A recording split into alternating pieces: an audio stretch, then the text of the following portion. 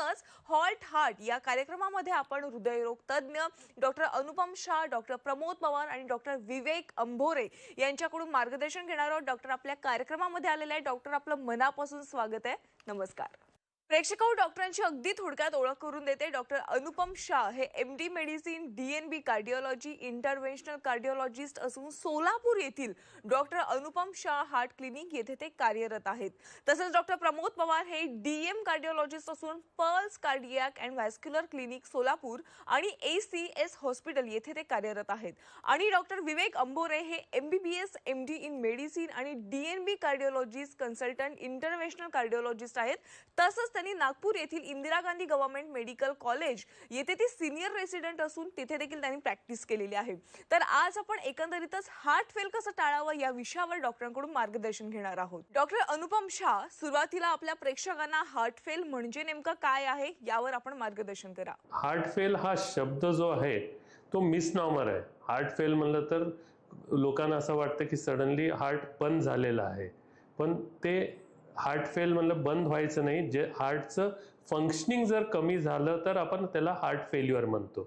त्याच्यात दोन type of heart failure असतात. एक जिथं हार्टची कुवत कमी होती, जसं की जर हृदयात लेफ्ट वेंट्रिकलमध्ये 100 ml ब्लड आलं तर 60 ते 70 ml ब्लड बाहेर शरीरात जात आहे.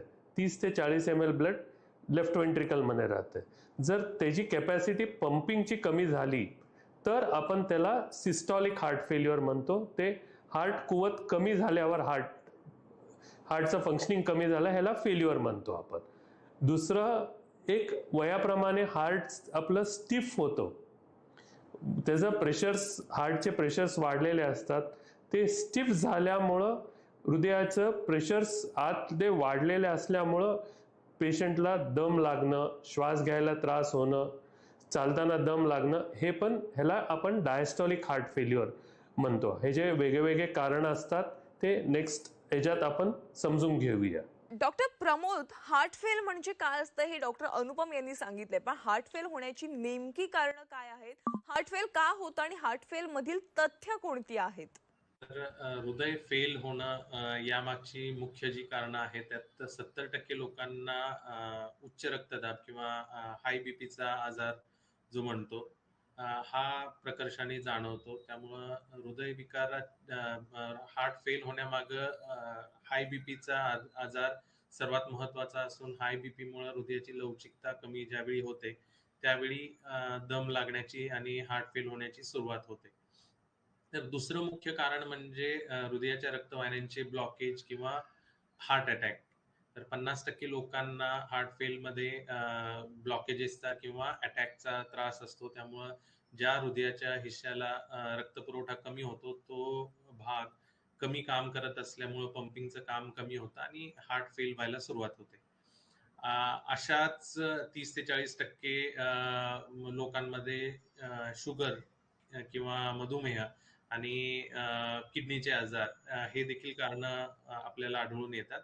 आणि बाकी काही लोकांमध्ये व्हॉल्व्ह्युलर हार्ट डिसीज म्हणजे हृदयांच्या झडपांचे आजार आणि कार्डिओमायोपॅथी म्हणजे हृदयाच्या मांसपेशीचं पंपिंग कमी होणं, त्याची बरीचशी कारणं असतात. जन्मजात काहींना अल्कोहोलमुळे हार्टचं पंपिंग कमी होणं, काहींना टॉक्सिनमुळे होतं, काहींना प्रेग्नन्सी नंतर हार्टचं पंपिंग कमी व्हायला सुरुवात होतात.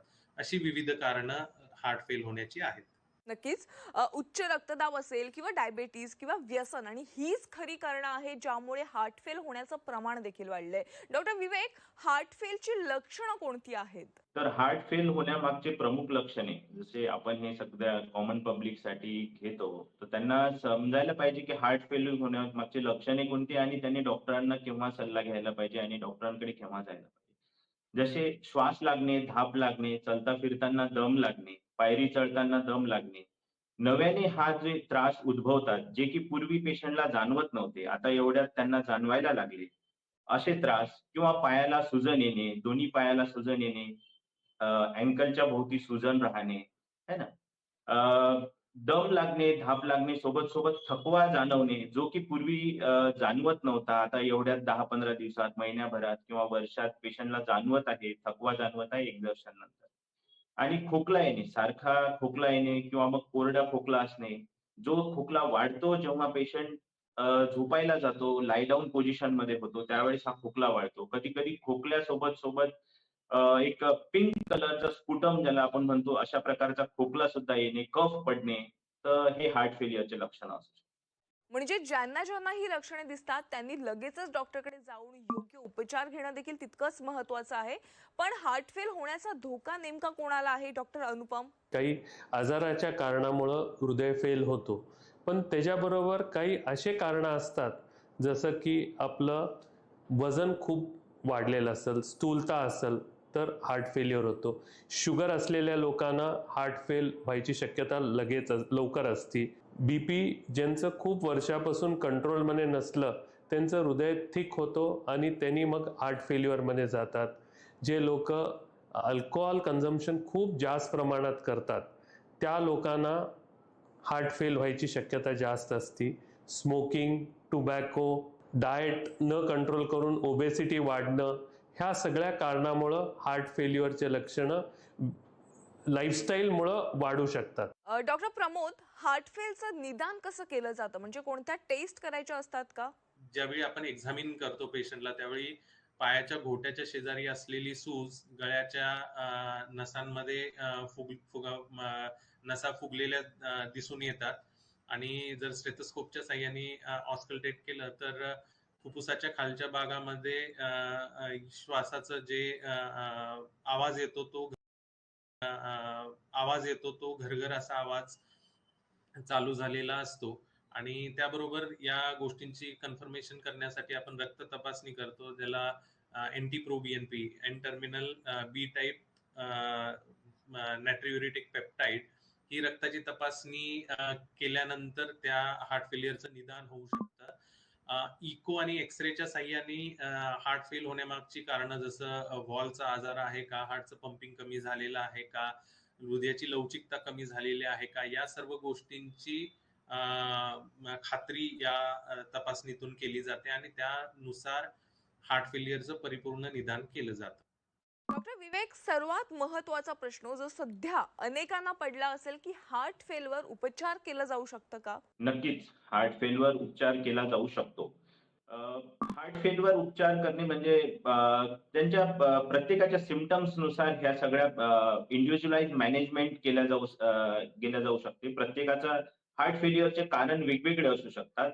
वेगवेगळ्या कारणानुसार आपल्याला त्यांचं ट्रीटमेंट करायला लागतं. जसं पेशंटला हार्ट फेल्युअर जर पेशंटच्या हृदयाच्या नसांमुळे जर प्रॉब्लेम असेल, अशा केसमध्ये पेशंटच्या नसांचे जर ब्लॉकेजेस असतील, तर त्याला अँजिओप्लास्टी किंवा बायपास सर्जरी सारख्या उपचारांनी ते जर ओपन झाले, तर अशा पेशंटचे हार्ट फेल्युअर सिम्प्टम इम्प्रूव्ह होऊ शकतात. पेशंटला जसे की जास्त कॉमन आहे की पेशंटला हाय ब्लड प्रेशर, उच्च रक्तदाब याच्यामुळे हार्ट फेल्युअर होतो. अशांचे ब्लड प्रेशर आटोक्यात ठेवून हार्ट रिमॉडेलिंग जे औषधं असतात ते देऊन आणि हार्ट फेल्युअर सुधारण्यासारखे जसे औषधं देऊन याच्यामध्ये नक्कीच पेशंटमध्ये सुधारणा येऊ शकते.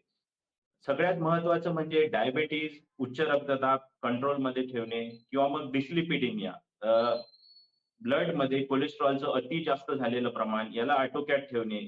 एक गाईडलाईन असते त्याच्यानुसार त्याचं प्रमाण मेंटेन ठेवणे, ज्याच्यासाठी बरेच मेडिसिन्स आता खूप चांगले मेडिसिन्स आलेत, ते पण देऊ शकतो. लाईफस्टाईल चेंजेस जसे एक्सरसाइज, जरी लॅक ऑफ एक्सरसाइज असेल तर एक्सरसाइज करणे आणि मेडिकेशन, ॲडरन्स टू द मेडिकेशन म्हणजे जे डॉक्टरांनी औषधं दिली ते व्यवस्थित नित्यनियमाने घेणे. आजकाल पाहण्यात येते की डॉक्टरांनी ॲडव्हाइस केलेले औषधच व्यवस्थित पेशंट लोकं घेत नाही आणि नंतर मग रिकरंटली त्यांची कंप्लेंट एकच असते की डॉक्टर हा सिम्प्टमच कमी होत नाही. नंतर आम्ही विचारतो त्यांना तर सारखं जाणवतंय की हे मेडिसिन रेग्युलर व्यवस्थित घेत नाहीये. दुसरे इलाज म्हणजे जसे पेसमेकर असते, CRT, CRT-D, CRT-P सारखे डिव्हाइसेस असतात. जे हार्ट फेल्युअरवाल्या पेशंटसाठी जीवनदायिनी ठरू शकतात. आणि काही सर्जरीज असतात हार्टसाठी, पण ते डॉक्टरांच्या सल्ल्यानुसार नंतरचे ऑप्शन्स असतात. नक्कीच हार्ट फेल्युअरसाठी ट्रीटमेंट केलं जाऊ शकतं. नक्कीच. डॉक्टर, खरं तर कोणताही आजार बळावतो त्याचं मूळ कारण असतं ते म्हणजे जीवनशैलीतील बदल. मग त्या आहार पद्धतीपासून ते अपुरी झोप असे अनेक बदल आहेत. तर हार्ट फेलवर नियंत्रण आणण्यासाठी त्याचं योग्य व्यवस्थापन करण्यासाठी जीवनशैलीतील कोणते बदल सर्वात महत्त्वाचे आहेत? नियमितपणे व्यायाम करणे, दिवसातून 45 मिनिटं वॉकिंग करणे, डाएट कंट्रोल करणे, जसं की ऑइली फूड्स, बटर, घी, चीज, नॉन व्हेजिटेरियन फूड हे अवॉइड करायला पाहिजे. सॉल्ट इनटेक हे कमीत कमी पाहिजे. तिसरं, आपले जे हॅबिट्स असतात जसं की तंबाखू, सिगारेट, पान आणि त्याच्याबरोबर अल्कोहोल इंटेक जर जास्त असेल तर त्या प्रमाणाने हृदयाचं आजार लवकर सिव्हिअरिटी प्रमाणे येतो. हे सगळ्या गोष्टी अवॉइड करायला पाहिजे. थोडक्यात सांगायचं म्हणलं तर लाईफस्टाईल मॅनेजमेंट, त्याच्यात including stress reduction, yoga, meditation ह्याच्याने बरंचसं फरक पडतं. प्लस एक्सरसाइज, डाएट आणि फूड इंटेक कमी करणे, हे सगळ्या गोष्टी हृदयविकाराचं पोस्टपोन करायला आपल्याला हेल्प करते. डॉक्टर प्रमोद, आपण अनेकदा असं ऐकतो की आहारात मिठाचं प्रमाण वाढलं की हृदयाचे आजार होण्याची जास्त भीती असते. तो हृदयविकारात मीठ म्हणजेच सोडियम हानिकारक का आहे? हो, नक्कीच. तर हृदयविकारामध्ये मीठ म्हणजे सोडियम क्लोराईड यापैकी सोडियम हा कॉम्पोनंट हानिकारक आहे. तर सोडियमची लेवल शरीरामधली ज्यावेळी वाढते त्यावेळी हा सोडियम आपल्या रक्तवाहिन्यांच्या भिंतीमध्ये जमा होतो आणि त्यामुळे रक्तवाहिन्यांची लवचिकता कमी होऊन रक्तवाहिन्यांचा कठोरपणा वाढतो. त्यामुळे तेवढाच रक्तपुरवठा त्या रक्तवाहिन्यांतून जात असताना एक्स्ट्रा प्रेशरची निर्मिती या रक्तवाहिन्यांमध्ये येते आणि जेणेकरून हृदयावरचा ताण वाढतो. दुसरी गोष्ट, ज्यावेळी शरीरामध्ये सोडियम जमा होतं त्यावेळी ते त्याच्यासोबत पाणी खेचून आणतं आणि शरीरामध्ये पाण्याचं प्रमाण वाढतं आणि त्याचमुळं अंगावर येणारी सूज आणि लागणारा दम, म्हणजे ज्याला आम्ही कंजेशन म्हणतो, थोडक्यात सांगायचं तर ट्रॅफिक जाम, की ट्रॅफिक जाम फुफ्फुसामध्ये झाली तर दम लागतो, बाकीच्या शरीराच्या अवयवांमध्ये असेल तर सूज येते. तर हे दोन्ही हार्ट फेलियरचे सिम्पटम्स सोडियम लेवलमुळे वाढतात आणि त्याचमुळं हार्ट फेलच्या पेशंटना सोडियमची लेवल 2 ग्राम पेक्षा दिवसा कमी ठेवणं आणि पाण्याचं प्रमाण 2 लिटर पेक्षा कमी करणं हे ऍडवाइस केलं जातं. म्हणजे खरंच आहारात मिठाचं प्रमाण देखील कमी केलं पाहिजे. डॉक्टर विवेक, ज्यांना हार्ट फेल झालेला आहे असे रुग्ण उपचारानंतर बरे होऊ शकतात का? बरा होऊ जाऊ शकतो का पेक्षा तो कसा क्युअर्ड प्रॉपरली, पूर्ण cure it is not possible. It is not possible means पूर्ण क्युअर पॉसिबल नाही, पण त्याला वेल मॅनेज करू शकतो आपण. जसे की हार्ट फेलियरचा पेशंट लवकरात लवकर डायग्नोज होणं. आमच्याकडे सहसा पेरिफेरल पार्टला जिथे मी वर्क करतो, पेशंट हार्ट फेलियरचे at the late stage manage होतात. पण late stage management is very difficult. आणि लवकरात लवकर जर निदान होत असेल तर हार्ट फेल्युअरसाठी लागणारी आताची खूप चांगले औषधं आलेत. त्याच्यामुळे पेशंटचे रिस्क फॅक्टर जे आहे आपण ते मॉडिफाय करू शकतो. लाईफस्टाईल मॉडिफिकेशनसाठी पेशंटला आपण जे चेंजेस करायचे सांगतात ते आपण सांगू शकतो. नक्कीच हार्ट फेल्युअरला चांगल्या प्रकारे ट्रीट केलं जाऊ शकतं. एकंदरीत वेळेवर उपचार घेणं आणि जीवनशैलीतील योग्य बदल केले तर रुग्ण पूर्ववत होण्याचे बरेच चान्स आहेत. डॉक्टर अनुपम, हार्ट फेलवर उपचार न केल्यास कोणत्या गुंतागुंत उद्भवू शकतात? हार्ट फेल्युअरवर उपचार जर नाही केलं टाइमली, जसं की ब्लड प्रेशरवर आपण जर उपचार नाही केलं तर हृदय ठीक होतं. जाड हृदय झालं की हार्ट अटॅक आल्यावर त्या लोकांना जास्त कॉम्प्लिकेशन्स होतात. हार्ट फेल्युअर टाइमावर ट्रीटमेंट नाही केलं तर हृदयाचे ठोके ॲबनॉर्मल होऊ शकतात. ठोके ॲबनॉर्मल होऊन सडन डेथ व्हायची शक्यता असते आणि काही लोकांना हृदयाचे एट्रियल फिब्रिलेशन म्हणून जर ठोके झाले, वाढले, तर त्या लोकांना पॅरालिसिस व्हायची शक्यता असते, कारण हृदयामध्ये रक्ताचे गाठी फॉर्म होऊन ते मेंदूला वगैरे जाऊ शकतात. तिसरी गोष्ट, किडनीवर प्रॉब्लेम होऊ शकते. किडनीचं क्रिएटिनिन लेवल वाढू शकतंय. किडनी फेल्युअर होऊ शकतंय आणि मुख्यतः सगळ्यात महत्त्वाची गोष्ट, आपलं क्वालिटी ऑफ लाईफ हे सिग्निफिकंटली डिटोरिएट होत जातं. म्हणून हार्ट फेल्युअर प्रिव्हेन्शन, सगळे रिस्क फॅक्टर्स प्रिव्हेंट करणं हे गरजेचं आहे. डॉक्टर प्रमोद, हार्ट फेलचं निदान झाल्यानंतर डॉक्टरकडे किती वेळा तपासणी करावी? किती वेळा तपासणी केली पाहिजे या प्रश्नाचं उत्तर यावर डिपेंड होतं की पेशंटच्या लक्षणांची तीव्रता किती आहे आणि पेशंटच्या गोळ्यांची ऍडजस्टमेंट कुठेपर्यंत झालेली आहे. जर पेशंटच्या लक्षणाची तीव्रता जास्त असेल आणि नवीन गोळ्या पेशंटला जर चालू केलेल्या असतील तर त्या फॉलोअप करण्यामागचं उद्दिष्ट असतं की पेशंटची लक्षणामध्ये किती सुधारणा होत आहे याची पाहणी करणं आणि पेशंटला दिल्या गेलेल्या औषधांची डोस ऍडजस्टमेंट करणं. या दोन्ही कारणासाठी सुरुवातीच्या फेजमध्ये 7 दिवसामध्ये आणि 14 दिवसामध्ये पेशंटला बोलवलं जातं. त्याच्या लक्षणांमधली सुधारणा किती आहे यानुसार गोळ्यांची ऍडजस्टमेंट केली जाते. आणि त्याचबरोबर ज्या गोळ्या आपण हार्ट फेलसाठी देतो त्याचा त्यांच्या शरीरावर काही दुष्परिणाम होतो का याचीही पाहणी केली जाते. आणि जसं जसं पेशंटच्या लक्षणांमध्ये सुधारणा होईल आणि जसं जसं हार्ट फेलच्या गोळ्यांवर पेशंटची इम्प्रूव्हमेंट होत जाईल तसा तसा हा कालावधी वाढवला जातो आणि साधारणतः पेशंटच्या गोळ्या ज्यावेळी फिक्स होतील त्यावेळी 2 ते 3 महिन्यामध्ये पेशंटला फॉलो करण्यासाठी सांगितलं जातं. डॉक्टर विवेक, जाता जाता एक शेवटचा आणि तितकाच महत्वाचा प्रश्न की हार्ट फेल टाळता येऊ शकतं का आणि यासाठी काय करावं? नक्कीच हार्ट फेल टाळता येऊ शकतं. याच्यासाठी बेसिकली घ्यायची जी काळजी आहे, मी आता काही सांगू इच्छितो, की जसे की ज्यांना उच्च रक्तदाब आहे, अशा रुग्णांनी त्यांचं ब्लड प्रेशर बरोबर नॉर्मली कंट्रोलमध्ये ठेवायला पाहिजे विथ द मेडिकेशन्स, है ना? आणि दुसरं म्हणजे ज्यांना डिस्लिपिडेमिया आहे, कोलेस्टेरॉल ज्यांचं जास्त आहे किंवा फॅमिली हिस्ट्री ज्यांना आहे, की आई-वडिलांपैकी, नातेवाईकांपैकी ज्यांना डिस्लिपिडेमिया आहे, कोलेस्टेरॉलचं प्रमाण जास्त आहे, त्यांनी त्यांचं कोलेस्टेरॉलचं प्रमाण डॉक्टरांच्या सल्ल्याने आटोक्यात ठेवणे आणि मेंटेन द हेल्दी लाईफस्टाईल म्हणजे की सहसा आपण लॅक ऑफ एक्झरसाइज फार बघल्या जाते सध्याच्या दैनंदिन धावपळीच्या जीवनामध्ये. त्याच्यामुळे दिवसातून एक 40 minutes brisk walking is enough for healthy heart. मी असं सांगू इच्छितो. आणि वेट रिडक्शन जे ओव्हरवेट आहेत त्यांनी वेट रिडक्शनकडे जास्त लक्ष द्यायला पाहिजे, की नॉर्मल रेंजमध्ये जर वेट असेल तर हार्ट फेल्युअरचा धोका सुद्धा टाळला जाऊ शकते. आणि व्यसनाधीनतेकडे न जाता हेल्दी लाईफस्टाईलकडे बघणं हे जास्त महत्वाचं आहे. जसे टोबॅको खाणे किंवा मग स्मोकिंग करणे, excessive alcohol is bad for your heart असं मी सांगू इच्छितो. नक्कीच डॉक्टर अनुपम, डॉक्टर प्रमोद आणि डॉक्टर विवेक आज झी 24 तासच्या प्रेक्षकांना हार्ट फेल कसं टाळता येईल, त्याची लक्षणं, निदान, उपचार पद्धती आणि सर्वात महत्त्वाचं म्हणजे जीवनशैलीतील बदल यावर आपण योग्य मार्गदर्शन केलं, त्याबद्दल आपले मनापासून आभार आहे.